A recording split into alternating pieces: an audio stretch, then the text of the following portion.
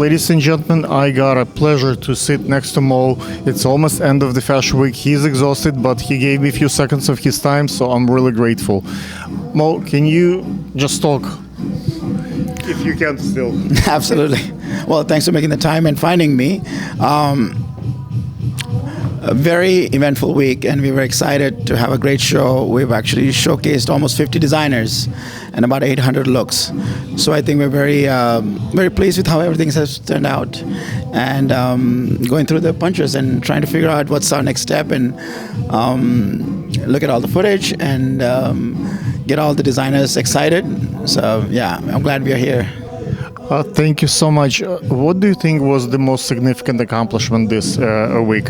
Like, where are you taking your production next year? You told me you're going to have 3-level riser next year. Like, what do you think, I wouldn't say mistake, like what can be improved, made better so it will be wow? There are other shows in town, right? There are like Art Hard, there is Papaiso, there are like I don't know, Sport Illustrated, Forever 21. There are, like, how do you beat those guys next year? Like, what are you gonna do to have more interesting shows, more attract more press, media, like better designers, raise the stakes? What kind of steps do you think you need to take you to the next level? Absolutely. I'm a former designer, and I graduated from Parsons, so I always look at as a designer first approach. I know there are a lot of competitors in the field, and that doesn't bother me. We are a platform, so our job is always to help the designers grow to the next level and be part of that journey. I don't work with very big designers because I'm not for hire. I like to launch brands. So we launched 7 new brands, brand new brands in Miami Swim Week. They never seen a collection before they show it at the show. So I'm very proud of that, and we're part of the whole creative process. The second part, we're not just swim weeks, we are Miami Swim Week shows. So we're running throughout the whole year activation. So we have our own showroom. We're going to be doing trade. We're going to be acquiring a trade show next year. Our goal is to promote sustainability in all levels, not just the clothing and how you do the show. How do you cut electricity? How do you cut products? The time and the cost. Trying to really streamline the whole process. So anyone who's part of it, you can come into a show, shoot the show in one place, and leave, and still be very, very eventful. There are many producers like Eric Rossetti, for example, Archart, who is a former designer himself, like you, like me. I'm also a designer. I produce my shows.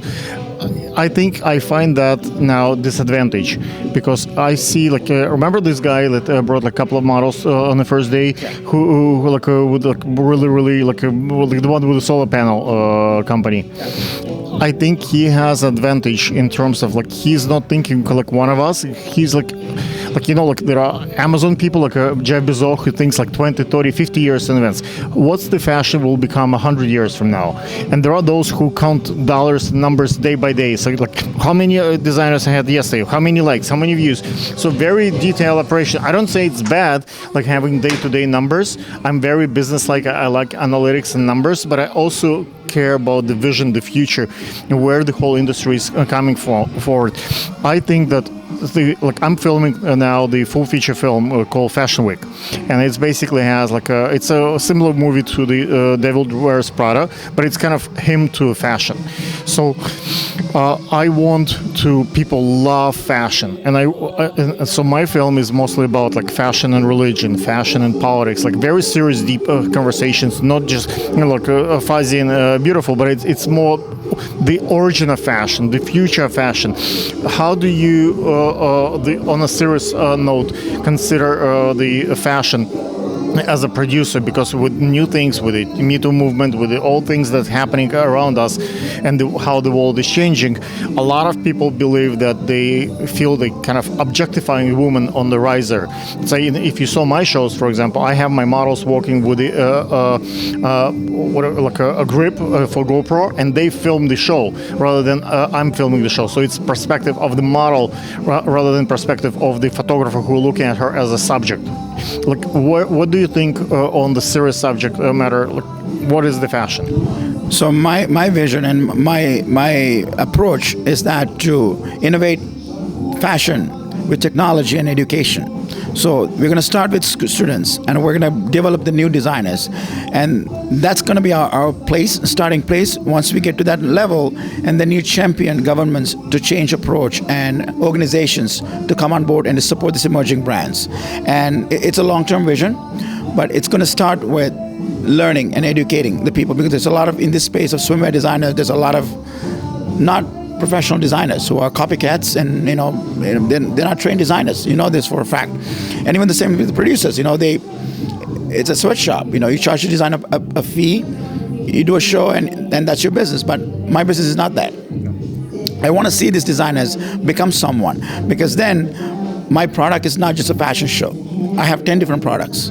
So if you don't want to do a fashion show, I have a trade show, I have a showroom, I have campaign shoots, I can do film, I have music studios, people want to do other things, I have artists. When we talk about fashion, designers not so much care with the quality of models and the runway and the a riser and all that stuff. What they care about is end result, right? How many pieces they sell? How do they get to Nordstrom? Do they get to Macy's? The media, the numbers of millions of billions of views. Shift, for example, huge channel, right? Big honor to work, for me to work with the Shift. What's your approach to attract strong media? You have Anton, you have Shift, you have a lot of good things going on for you. How do you get the bigger houses? How do you get to Vogue to come? How do you get Getty to come? How do you get really the movers? Stock. We have Getty. We have the Fashion Channel here. My thing is simple. You do. I produce a very quality show, and they will come. And once they make it bigger, and because we live in a content world, everybody needs good content. So if I'm spending $300,000, $400,000 in a show and produce that to a designer to get that content, and why wouldn't you come? Because that's free content for you, for your business that I'm providing, and it is a two-way street. I've seen some of the shows, let's say Philadelphia Fashion Week. Yeah, can I just give us a second? This is Moe. 1 second. Give us a second. What I was saying, the Philadelphia Fashion Week, pardon me guys, I wanted, since I have Mo and he's not rushing away from me, I'm gonna ask him a serious question. Philadelphia Fashion Week and some other shows, what they do, let's say they will have 10-15 new designers that are known, and they will have one or two a major one, and they would pay money to a major designer to show, and they will charge the smaller designers a fee. So that will bring the mix. People will come to see a big designer, but they get to see the new designers, and that's kind of a balance there, right? What is the path? But a lot of people just come and work for nothing, for free. They fly, they spend all the time. But we know that there is next year new people come, new girls will grow up and want to be on rises. So this is very kind of driven by love industry. Most of the industry people say, pay me whatever minimum wage, or I'm out of here. If you can't get people to work in McDonald's for what we're doing here, it's huge hours for you. How you as the producer to handling this? So actually, I have a reverse approach for that. So when we got started here, we had 3 brands reach out to us. One was Fashion Nova, Pretty Little Thing, and Shane. They want to be part of ours. I said no to all 3 of them. I said, I don't need you, because they're marketing big houses. They comes with funding. They wanted to rebrand the whole thing. They wanted to make it all about them. And that is exactly what I'm against, and that's where they're actually screwing the smaller designer. And having a big designer doesn't do anything for a smaller designer. It might bring the press, it might bring a few people, but they're not going to buy from the smaller designer. They come for the hype of the bigger designer. So when you look at that way, it's misleading. And it's almost like having a celebrity there.